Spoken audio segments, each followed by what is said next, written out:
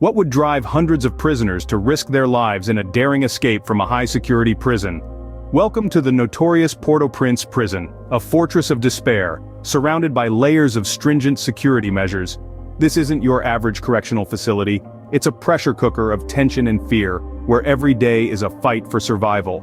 Imagine the squalid living conditions, the overcrowded cells, the constant threat of violence, all factors that might drive a person to the brink of desperation.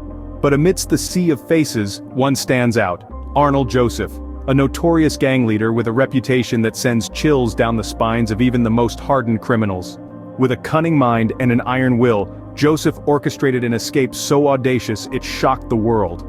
He turned the impossible into reality, making a mockery of the prison's stringent security and the authority of the Haitian government.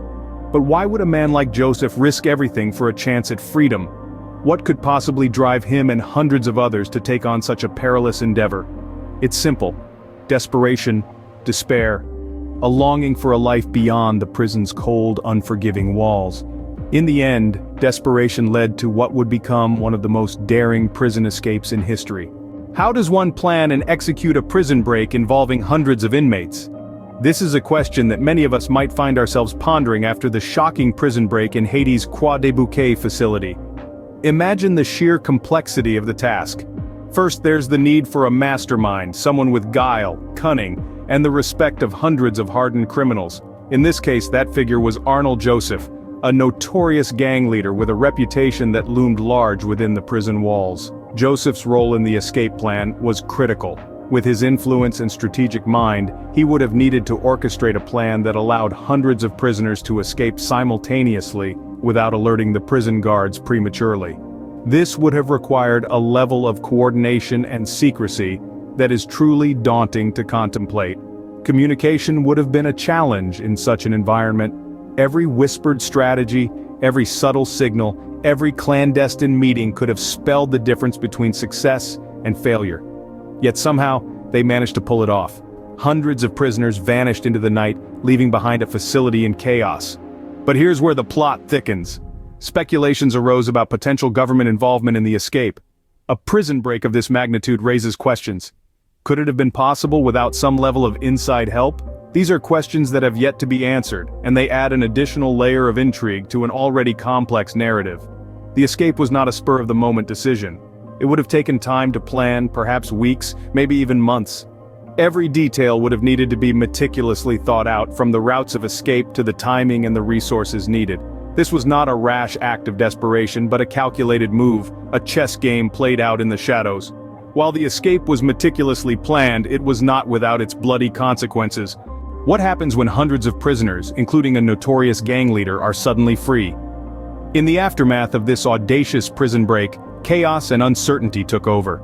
The escape had immediate consequences, most notably a high-stakes shootout that culminated in the death of the notorious gang leader, Arnold Joseph. This dramatic turn of events served as a stark reminder of the dangerous and volatile nature of the situation. The escapees spread out, disappearing into the urban maze of Port-au-Prince and the countryside beyond. The authorities were left scrambling, faced with the daunting task of tracking down and recapturing these fugitives. This was not a simple game of hide-and-seek. It was a complex operation with thousands of prisoners still at large, each one a potential threat to public safety and order. The prison break didn't just release individuals from their cells, it also unleashed a fresh wave of fear and uncertainty across the nation. Haiti, already grappling with issues of gang violence, kidnapping, and political turmoil, found itself in an even more precarious situation. The escape served to exacerbate these ongoing issues, adding fuel to a fire that was already burning too brightly. Yet this incident also brought the spotlight back onto the dire conditions within Haiti's prisons, sparking a renewed debate about the state of the country's penal system. It's a system that's been criticized for its inhumane conditions and overcrowding, factors that likely contributed to the desperation that drove these prisoners to risk everything for a chance at freedom. In the midst of all this, there's a growing sense of frustration and anger among the citizens. Their calls for change, for stability, and for justice grow louder with each passing day. They're demanding accountability from their leaders, hoping for a future where such incidents of lawlessness are a thing of the past. The aftermath of the escape paints a grim picture of a nation grappling with lawlessness and political instability.